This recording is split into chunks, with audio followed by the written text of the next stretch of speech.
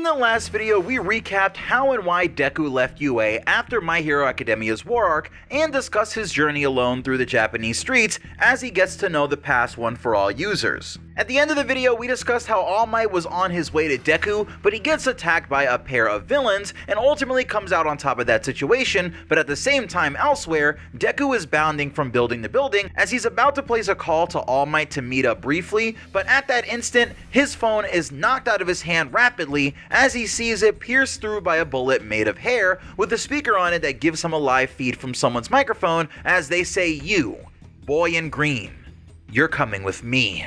Deku realizes that this is exactly what he's been waiting for, an assassin with direct ties to All For One.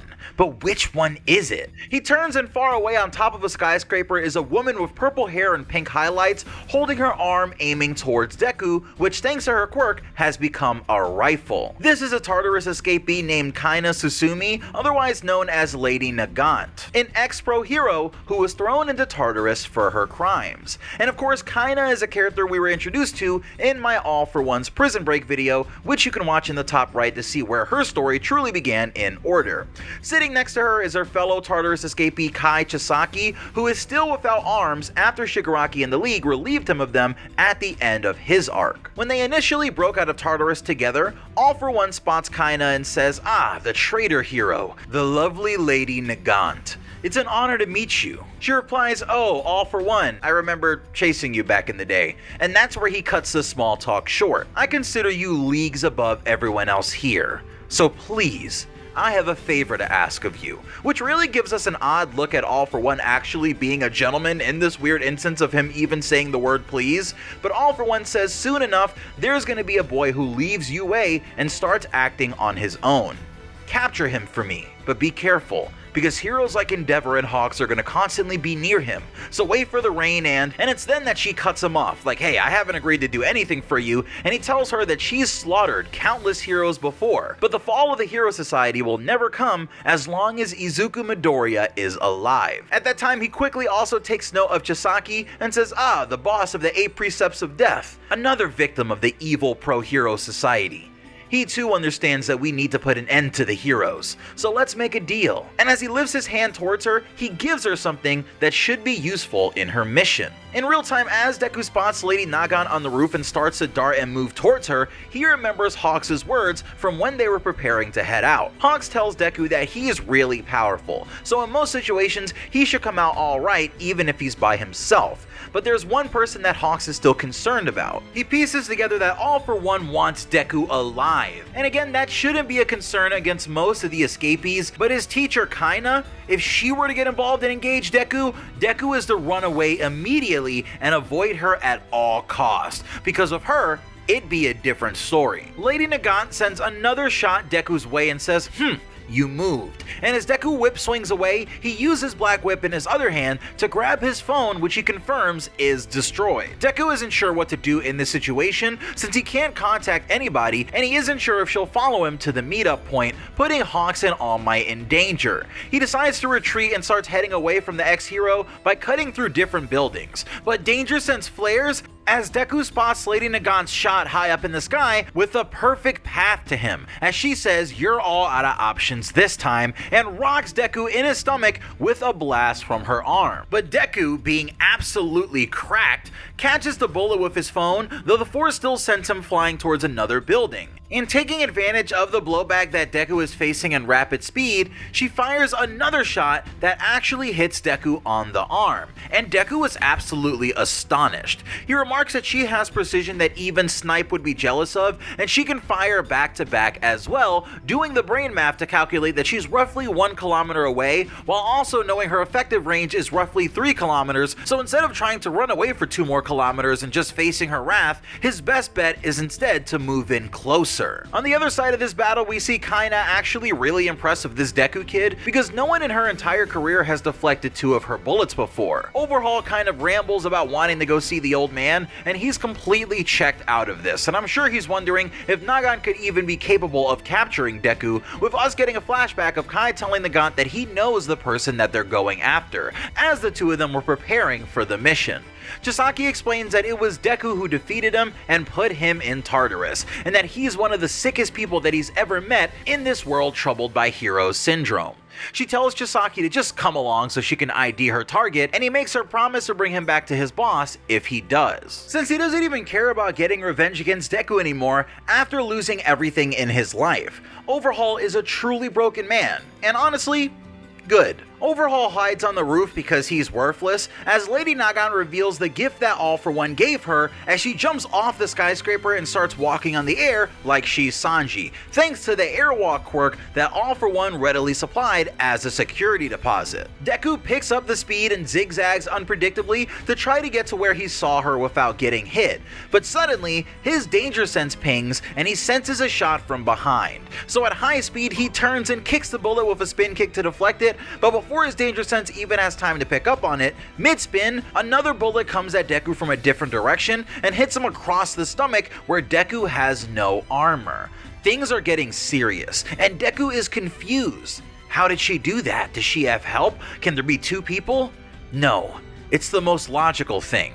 Since she's sent by All For One, it only makes sense that she wouldn't be a normal person, that she would have multiple quirks, as Lady Nagant skips happily through the air with her arm aimed backwards, and she looks at the camera and sends herself flying with a shot from her arm. Deku realizes that she's too fast and accurate for his danger sense to keep up with if she gets any closer, so he lands and activates quirk number 6, Smokescreen, at max power, filling entire blocks of smoke. Nagant is confused because that's a completely different quirk than superhuman speed and strength, but annoyed that she can't see him, she gets up higher and patiently waits. The user of the smoke quirk comes out of Deku and tells him, "Hey, what are you doing, Ninth? I warned you before about releasing too much smoke. Now with her ability to fly and for speed and precision, she'll be able to pick you off the second you leave the smoke." But Deku says he's not running away, and the smoke is only to cover him for a moment and buy him some time to do a bunch of sit stands where he gets really low to the ground and then stands up and then gets really low to the ground again,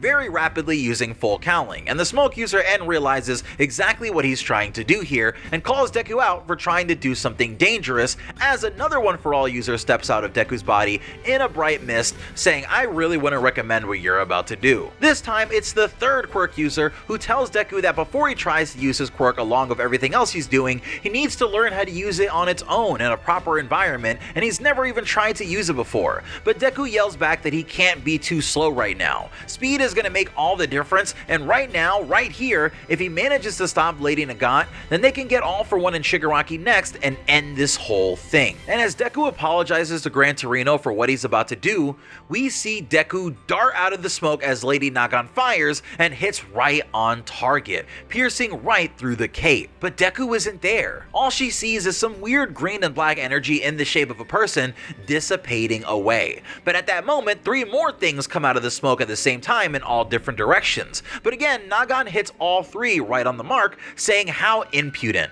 You can't just hide in the smoke and expect to get away. As we see Deku's mask, backpack, and another massive black whip all knocked away by her volley. But at that moment, bursting through the top floor of a skyscraper below her is Deku, who at top speed latches onto Nagant's normal arm, saying that would only matter if I was hiding. You're gonna tell me everything you know about All For One. I've got you. But as Deku says that, Nagant withdraws her rifled arm and changes the configuration so that it grows out of the opposite side, hitting Deku hard in the stomach as she fires point blank, and Deku is narrowly able to avoid it. Nagant says that the Hero Commission taught her everything that she knows, and they don't raise weak heroes. Just getting close to her because she's a sniper won't be enough to beat her. But Deku, confused, says then why? Why work for All For One who's plotting on taking the whole world over? I know you used to be a hero, so why do this? And this is where we start to learn more about this assassin. Once upon a time, before the advent of heroes,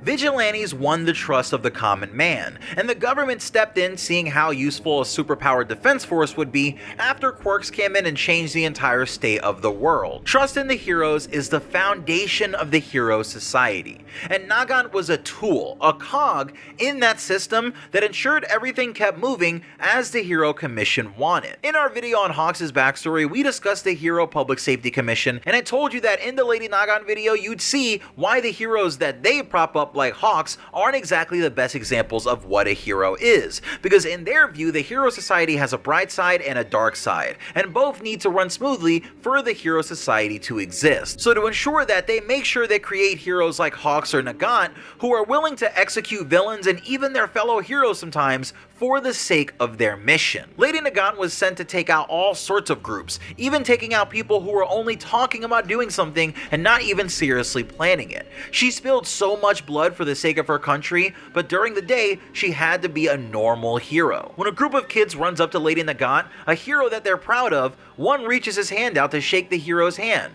but when she reaches hers out, all she sees is a hand covered in blood, and she quickly snatches her hand back as her heartbeat gets louder and louder in her ears. She went back to the commission, and the president of it at the time was quick to try and give her a new mission. He wants her to take out 2 bad guys that have been inciting other people to commit crimes before they scam them and they just take them out to collect the rewards for themselves. But Nagant wonders if killing them will really make any difference. At the end of the day, lying to people and making villains disappear so that people think that there are less of them, isn't that the same as just brainwashing them into thinking that this system is working, when in actuality it needs people like her to soak up their hands in blood to keep it running. The head of the commission says that it's someone's job to preserve the faith in the heroes, but as Lady Nagant continues to argue, he reaches into his jacket saying, well, you know, this isn't the kind of job you can just walk away from.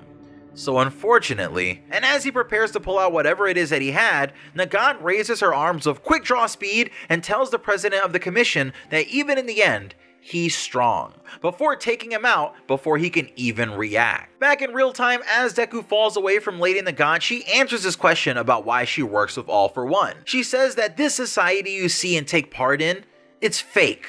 This order is all manufactured, and since you're tinged by it, you can't even understand. She fires another shot at Deku, which hits him in the back of the leg, knocking one of his first aid pouches loose, and the speaker on the bullet begins to tell Deku her story as she quickly darts around firing at Deku from every angle, overwhelming him as he understands why this is happening. She says after so much killing, she was exhausted convincing herself that it was all to preserve our sham society. Her classified missions were about things like making people disappear when they'd plot against the heroes, or stuff like a team of heroes colluding with the villains while they'd reap all the fame and fortune. Some crimes aren't for the public to know about. Even just hearing about it will crush their spirit in the hero society. So of course, those things just had to disappear.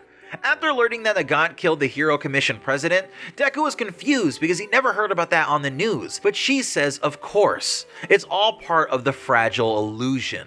That story wouldn't have been good for the Hero Society, so it couldn't exist and it too had to disappear. For someone like Deku to say that he wants to bring everything back to how it was, what will that do besides make history repeat itself?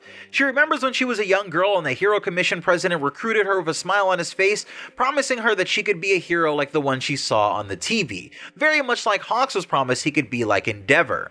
But everything was a lie, and she betrayed the smile that she had back on her face at that time. Nagant says that at the very least, a world ruled by All for One will be transparent.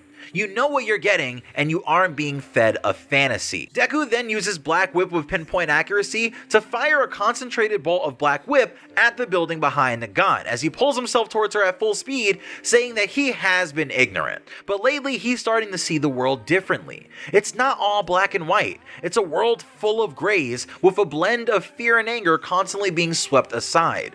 But remembering Shigaraki's words that all that swept up pain came spilling out onto society, Deku says that's exactly why he needs to extend a helping hand, to fix that pain that was swept under the rug and prevent it from happening anymore. But Nagant isn't buying it. She aims a shot to the left as Deku is speeding towards her, using Overhaul as a target, knowing that Deku is a hero who has to save anyone. And as Deku recoils from the shock of seeing Chisaki there of all people, Nagant's arm swells to 5 times its usual size as it becomes a crazy mass of a rifle as she fires at Overhaul, who is begging to be taken to the boss now. Nagant says that'll buy her enough time to slow him down and get the final shot off on him, since he's gonna have to think about whether or not going after her or saving Chisaki is the right option, and just that moment of hesitation is enough for her to catch him. But as she's having that thought, Deku doesn't hesitate to wrap Black Whip around a building and literally slingshot himself around the building, as Deku explains that this whole time he's been building up energy for the third user's quirk while trying to dodge Nagant's bullets, meaning he has a lot of motion-based energy ready to activate to give him an insane boost when paired with 1-for-all 45% full cowling. Deku says that this is something that everyone his age can picture in their minds vividly: All Might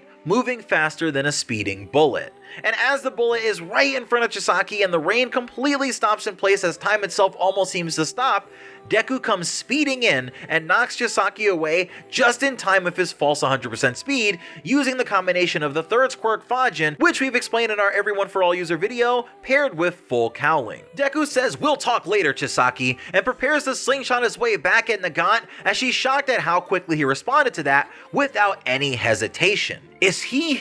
He's no different. She prepares another shot from her massive arm, as Deku thinks to himself that all he has to do is use 1-for-all 45%, Black Whip, and Fajin to win this fight. And as he uses the remainder of his Fajin energy to blitz Nagant and destroy the rifle on her arm with a Manchester Smash, Nagant continues to think about how Deku didn't hesitate.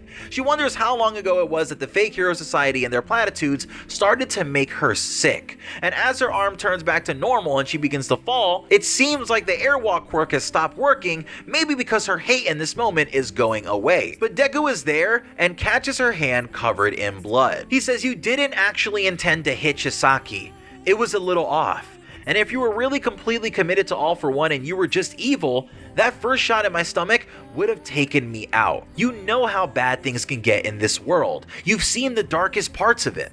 But please, that also means you know there's gotta be a way that we can fight back, that we can bring back the light, fight on our side. I can tell you've still got the soul of a hero. You can be a hero, Lady Nagant." And as Lady Nagant thinks of everything that's happened until now, she thinks, "Man, he even caught me with the arm that I hit and he's bleeding.